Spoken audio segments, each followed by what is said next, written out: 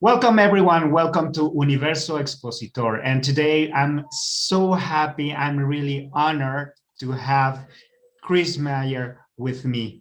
This is awesome, guys. You know how much I admire everything that is done in Vegas to make it a huge success as an exhibition place. And I'm pretty sure Chris Meyer is basically the person who has put Vegas is such a nice and beautiful place for us.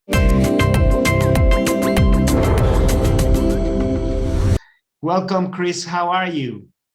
I'm great. Good afternoon, Jose. It's great to be here. And, Las Vegas is coming alive. In fact, next week will be at 100%, which means pre-COVID conditions. So very, very, very exciting times.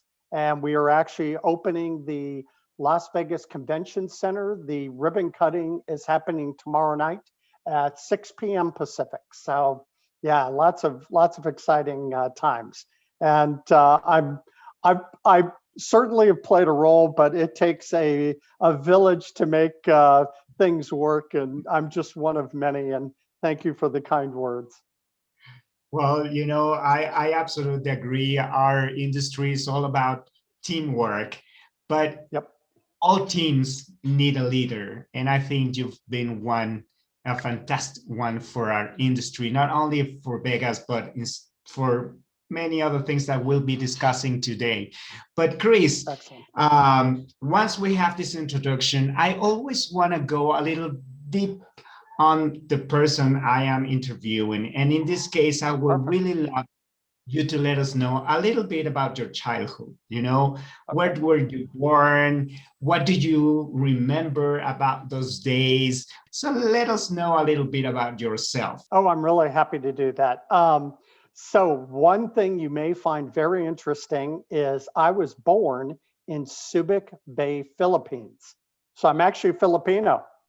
No way. There you go, my Yeah. friend. That's why I always love to do these kind of questions, because there's almost sometimes I get so, wow, this is a wow So moment. I'm being a little disingenuous. My parents were both naval officers. My mom was a naval nurse. She's retired long since, and my dad was a naval officer. And in those days, when you got married, you had to not be in the Navy anymore. One of you had to not be in the Navy. Nowadays, you can do that. But so mom left the Navy.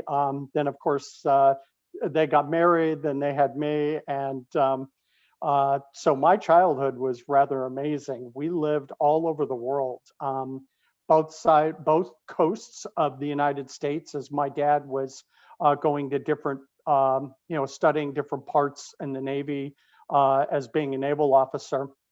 And we lived in Guam, we lived in Okinawa, we lived in Long Beach, we lived in Rhode Island, Newport News, Rhode Island. We lived in Pensacola, Florida.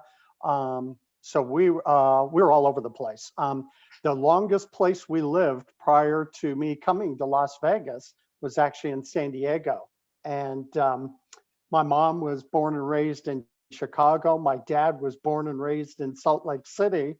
So she is a Roman Catholic. My dad was Mormon, and they met over in the Philippines, and they were married for 63 years until last year. My dad actually passed away late last year. And one of the things that I found very interesting, and I could remember this, I found out that he was actually a pilot on a carrier. So he was a tailhawker. He had 8 takeoffs and landings off of the Yorktown. And then from there, he did a bunch of tours all around, the Navy. And, most of those I was involved in. So I always tell my military friends, I said, I spent 18 years in the Navy and I never volunteered and I never was drafted, but that's how long my dad was in the Navy for. And my mom was a registered nurse, so she could work anywhere. And so it was fabulous. I have a younger brother and a younger sister. And my sister lives in San Diego. and my brother lives down in Mesa, Arizona. And let me see, I have been married to my wonderful bride, Terry, for 36 years, and she Wow. owns a meeting planning company called CMA Planners that she has owned since 1997.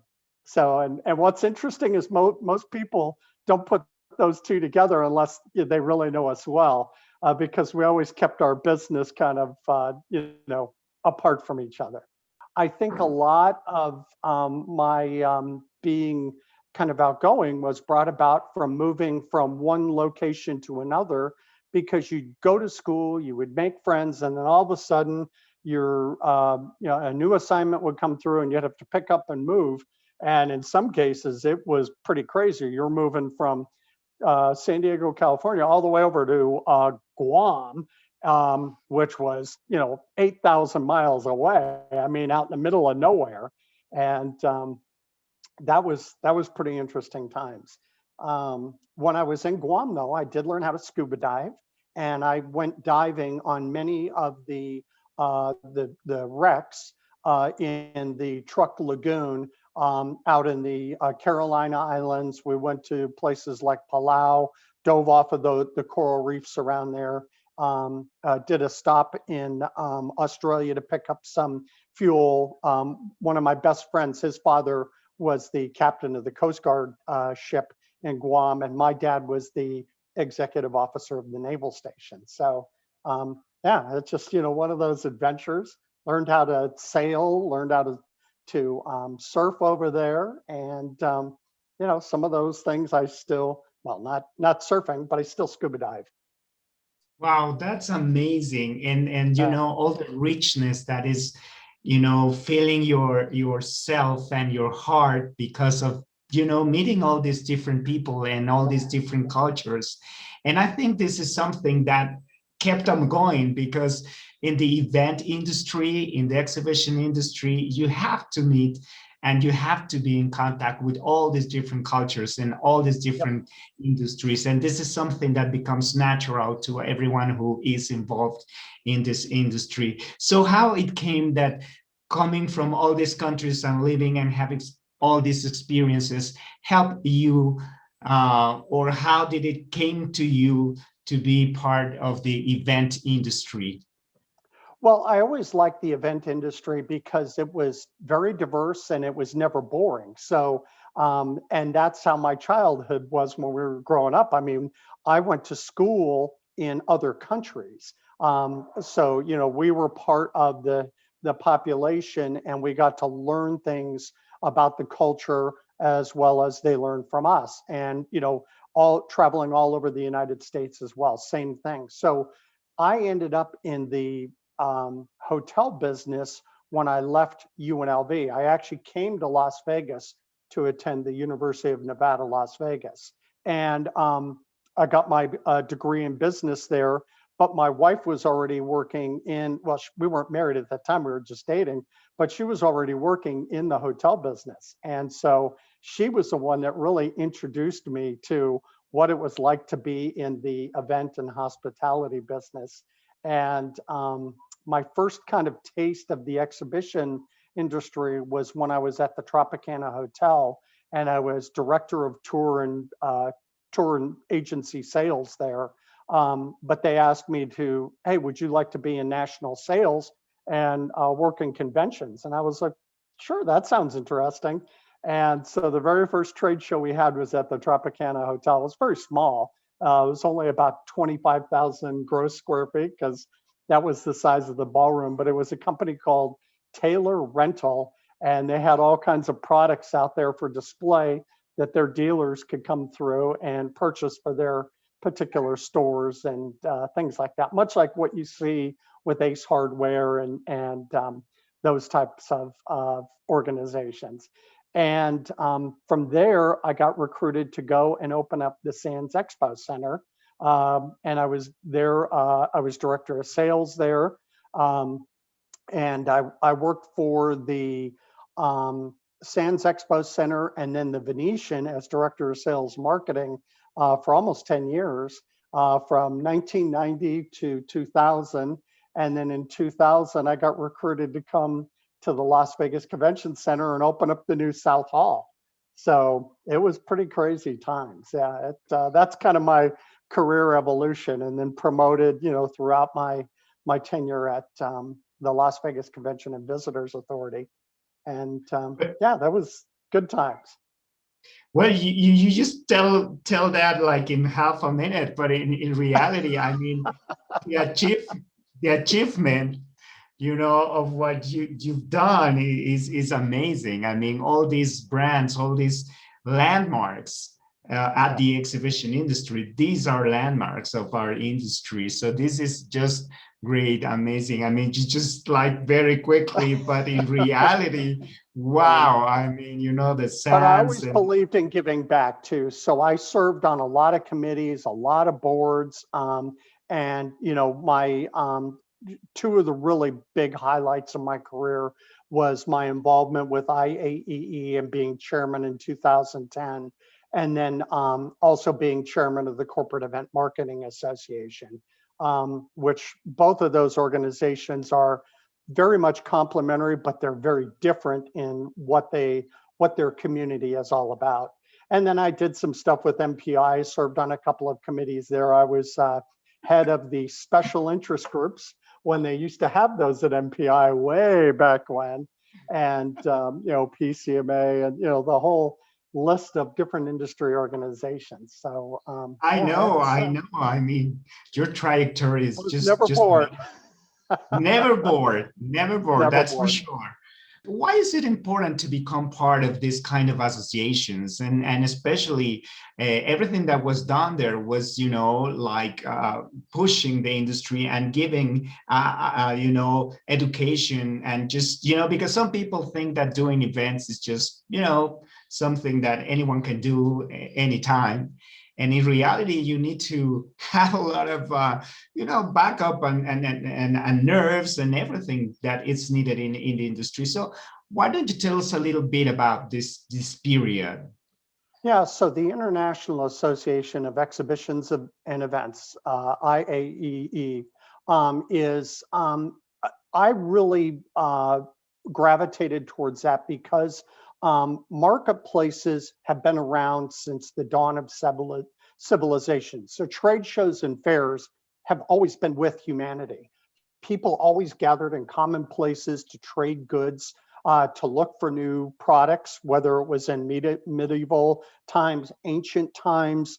You think about Rome. They had a forum in Rome where people would go and gather, and they would look for oils and scents and food and all the other things that we take for granted, but that's kind of your evolution of the modern trade show. So I look at it, it's part of the DNA of mankind. And the modern trade show, even though carries a lot of its roots back to those times, it still keeps evolving in ways that we never quite expect. And unfortunately with COVID, I think we all saw a very, very quick transition, especially to digital. And then as we come out of this, you're going to hear all kinds of terms and things, omni-channel and virtual and hybrid and all this other stuff. But at the end of the day, it's simple conversations like what you and I are having, face to face, and whether it's a large stand or a small stand, it's still about me as a human being sharing my knowledge with you about a product, a service, or maybe some information that'll help you learn better as you go about your professional, life.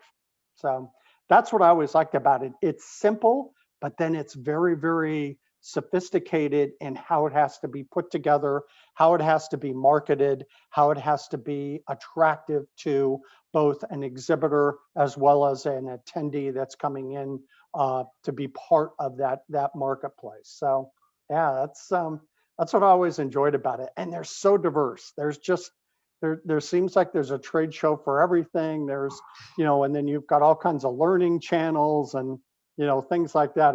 It's very interesting. Yeah, but I do agree with you that even though there are so many different areas where trade shows can be, done, in reality, what we are looking for is the face-to-face interaction, even though is digital, but this connection that we have with one another, and that's part of our flourishing as human beings. You know, these connections that we do and the way we connect, well, it may be different, but in a way, what we're looking for in reality is this connection, even though it's for a business or for a personal matter. So I think this is just amazing. And just what is your vision after so many years and so many experiences in so many different sectors? I think you've seen some of the greatest shows on earth, literally. So after that experience, how did you foresee that things will go? So well, let's kind of take a little bit of a step back in time. So if we look back in the era from 2009 through 2010, after the financial crisis, we had a really difficult time telling our story. People didn't understand what the trade show business was. They called it the invisible industry, and people had to get their heads around what that meant. So one of the things that I was telling my team and what we were explaining to people that weren't part of our industry is think about a trade show as a job fair.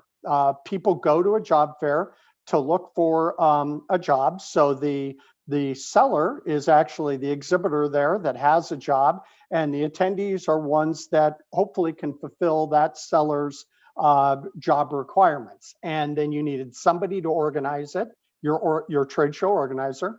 You needed somebody to set it up, so that was your setup and display companies, and you need somebody to clean it up as well, and then to schedule the event. So we fast forward to today, and we all got hit by a pandemic that the world has never seen before, at least in our lifetimes. And so we had a big reset. People, I guess, have the same kind of memory. They're still a little bit, they don't really understand our business like they should.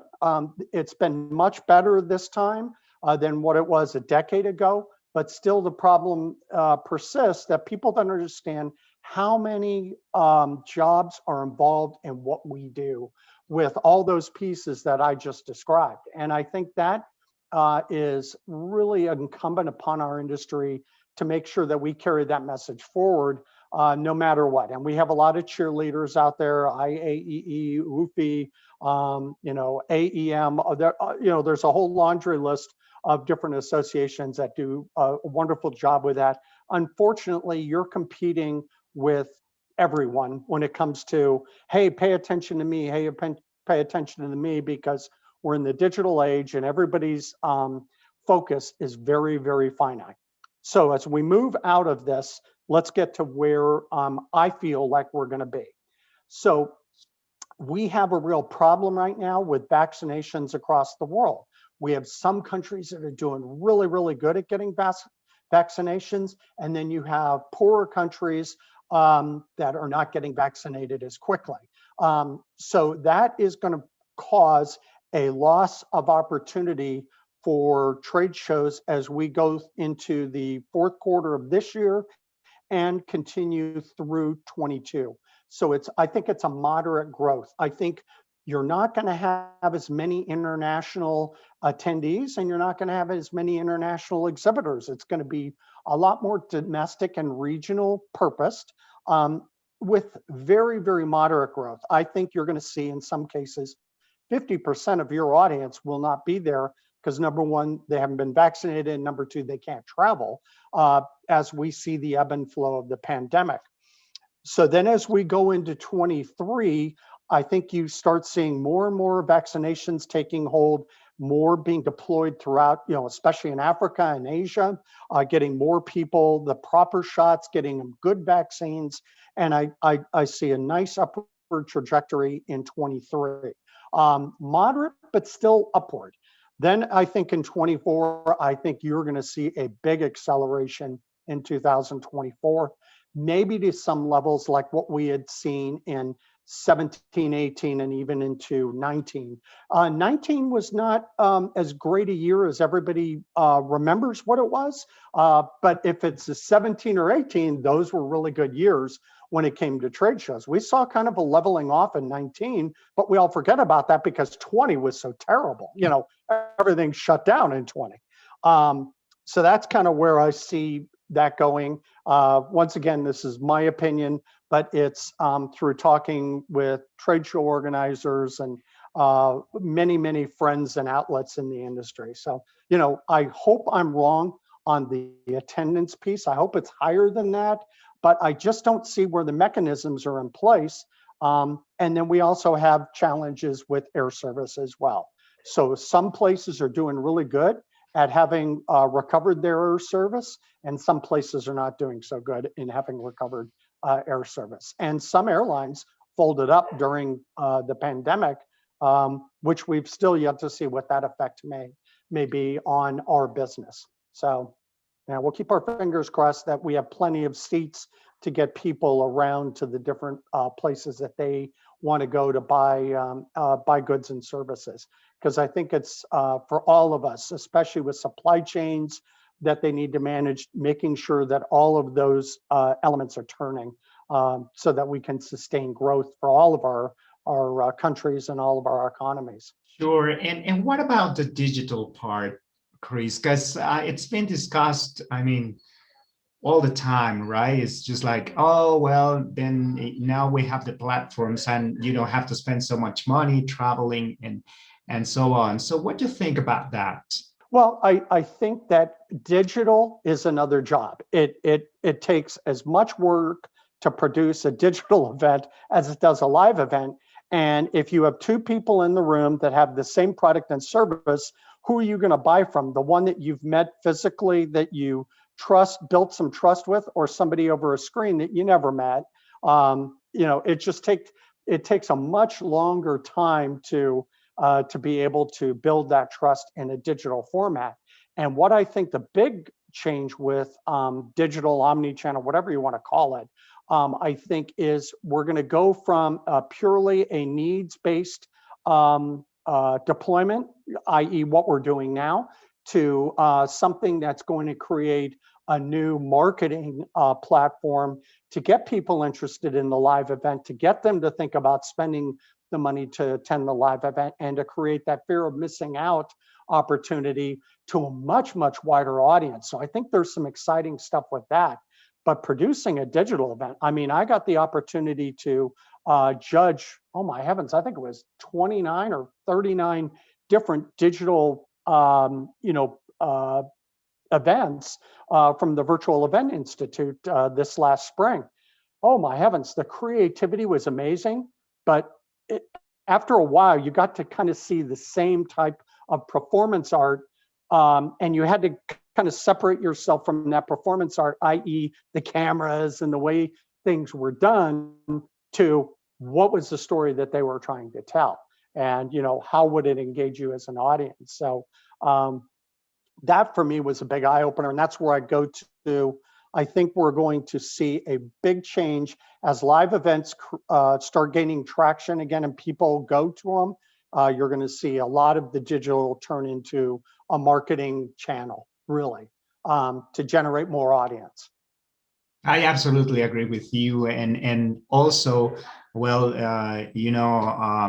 when you are talking about big machines, I mean, it's kind of difficult to really get hold of a big machine. I'm not going to buy a combine over Zoom. A 1 million machine just because you saw a super wow video of it, right? So at a certain point, there are some things that are maybe better for digital, but some things maybe, there's a need to really, as you say, connect not only with the people, but with the machine or with whatever you are going to buy. And here's the example I'll give. So one of the one of the stories we judged, at least that was in my queue, was the launch of the Hummer, the new electric Hummer, which was really cool. We got to see a commercial of it, I think, during the Super Bowl, but I actually got to watch the whole dealer presentation and story. And what that did was got me excited about, oh my gosh, I want to go check that out, just Right. because it looks so cool and all the different things that they had on it, that there's no way I'm going to spend $112,000 unless I sit and touch and drive and feel and understand that car. So that's kind of the story that I use to describe the difference between live and digital. So Going a little bit back on what you've done in Vegas and your experience in Vegas, I'm really, really interested on learning a little bit more on how this city has been developing. And as you know, I give some classes on on events in some universities here in Mexico, and I always use Las Vegas as an example of how you can transform a city and make it always attractive for the different people that is evolving all the time and generations. Can you tell us about how you see Vegas have been doing this transformation on itself? yeah. So number one, thank you for teaching classes and helping educate people about our business. I think that's so important, and it's people like you that really help all of us. So if we go back to Las Vegas, Clark County Fair and Recreations Board in 1958 decided they're going to build a convention center because they would attract all kinds of celebrities to the casinos on the weekends, but then they would all leave on Sunday or Monday, and then the rest of the week nobody would be here. So we were a growing city in tourism from that regard, but then you had nothing else to fill up the places of business on that Sunday night through Thursday night. So what happened was they had got the money together, passed a room tax, and created the Clark County Fair and Recreations Board, which eventually became the Las Vegas Convention and Visitors Authority. And they built and opened the Las Vegas Convention Center. It opened on April 12th of 1959 to the very first convention, which was called the World of Flight. And they actually had a rocket ship out in the parking lot of the Las Vegas Convention Center for that, along with planes and all kinds of other things that were going on. If you think about 1959. So the reason I said April 12th is because I had the opportunity to do a private tour, my wife and I did, with the chief operations officer at the Las Vegas Convention Center. And his name's Brian Yost. And we went and toured the Boring Company with the Teslas that are going to transport people around the convention center loop. And we got to see the brand new West Hall. And it was on April 12th of 2021. So 62 years later. So it was very cool. Yeah, so that's a long-winded story of telling you kind of how it developed. But from the hotel standpoint, it really started to gain traction in 1993 with the opening of the Mgm Grand. So there was an Mgm Grand where Bally's stood in the late 70s, and then the new Mgm Grand that we see today on the Strip opened in 1993, and that started a wave of hotel openings. Which in 1999 we had the Venetian open, we had the Mandalay Bay opened. Shortly before that, you had a bunch of mega resorts that focused on meeting and exhibition space, and that really started the whole how would you call it, wave of meeting and event prosperity. And then as the sophistication of the events grew and you saw more and more corporate business coming in and association business, then of course the entertainment opportunities came along with it. The dining experiences just exploded. And so we had all these wonderful creative chefs, whether they were famous or not, coming in and creating new opportunities for people to dine and to gather and to do business. And that was really where we came from. And now here we sit today, this year, we're opening a brand new hotel on June 24th, Resorts World Las Vegas, which will have another 180,000 square feet of space. The Circa downtown just opened. They're building out some meeting space. I believe they're going to have 25 or 50,000 square feet. And so it's really cool that during this time, we've got brand new resorts opening, which add to the appeal of Las Vegas. So it's been a really cool journey. And of course, the book is not written yet. It's still evolving. You're going to see entertainment in different ways. I think you're going to see a lot more live entertainment because people are really craving it. And from the way the ticket sales have been going, I think that's a trend that's going to continue for a while. So it's been a transformation that is just evolving in gastronomy, in everything, and as you say, live events. I mean, the So brands. Jose, I do have a little secret for you. We still have some cheap buffets. Okay, so I will take that. But you're right. You're right about you're right about the dining. The dining is just amazing here. So it's tough to keep your weight in check. Right, and of course, well, as you know, I used to work for PMMI. We had the Pack Expo Las Vegas show there, so I'm very, I had to travel to Vegas very frequently, and I always enjoyed the experience.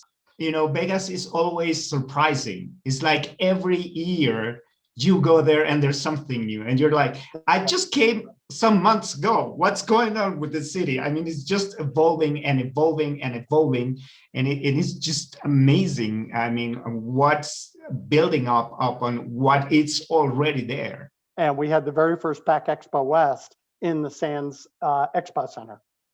Right. That's right. That's right. Yeah. Lots of memory. Was near and dear to my heart. It was one of those new shows I brought to Las Vegas. Right. And remember our tour to India? Yes, that was fabulous. I'll never forget how wonderful the people were in Mumbai, and the business people we met were just incredible. I mean, that was a great tour. I mean, that trade show trade mission we did was one of the best ones that I had done. And I managed to do 26 of those for our clients.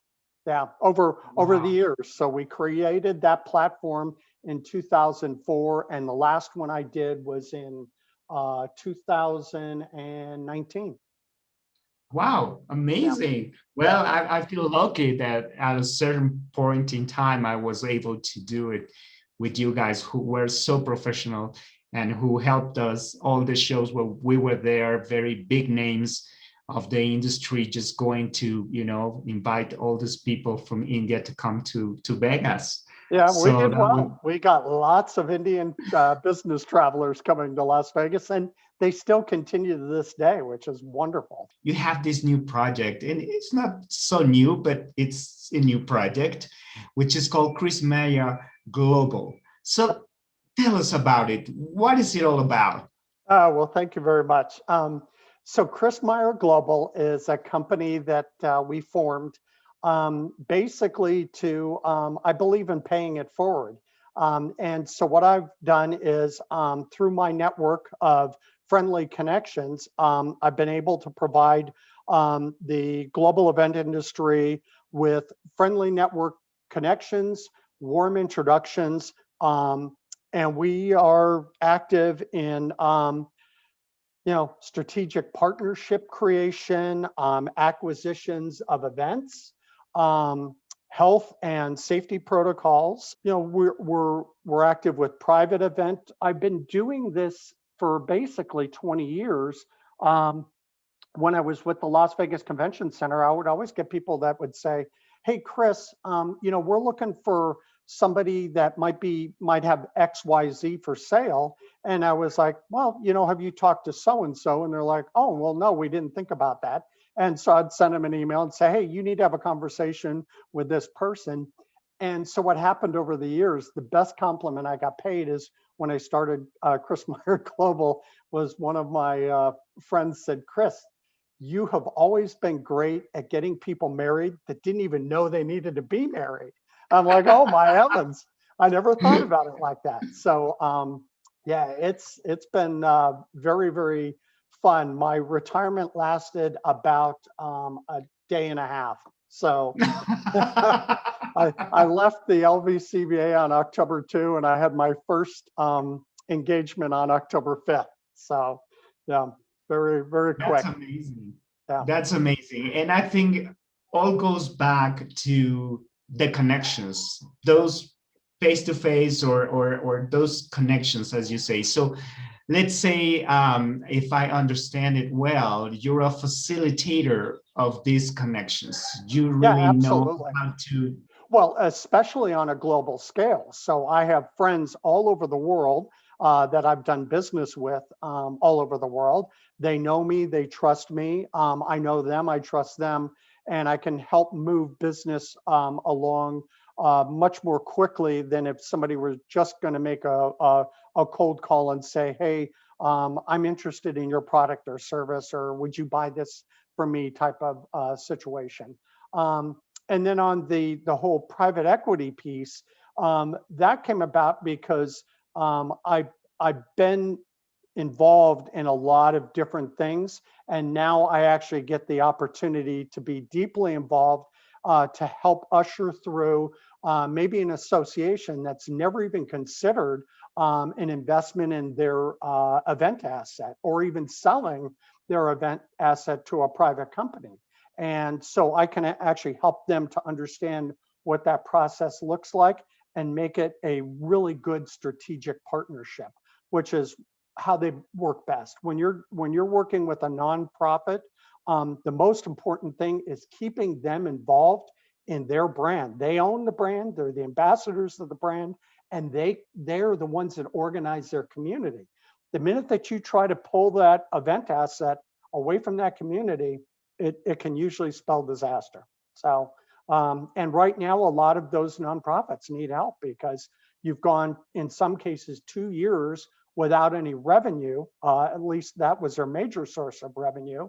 And you know as well as I do what event cancellation insurance looks like. You're lucky if you get 50 cents on the dollar, and you've got to go through audit after audit after audit after audit before you ever get any money. So it's bringing solutions to a wide range of event industry professionals. And then I had mentioned earlier before we started here, I'm going to have an announcement after June 1st about another company that is in the health space, safety and wellness space for the event industry, which I'm really excited about that as well. Yeah, I know. So yeah, there's a lot. There's a You lot. can't say anything going till after on. June 1st. I know, So but we will when it's the time. But you're it sworn to seems like, secrecy.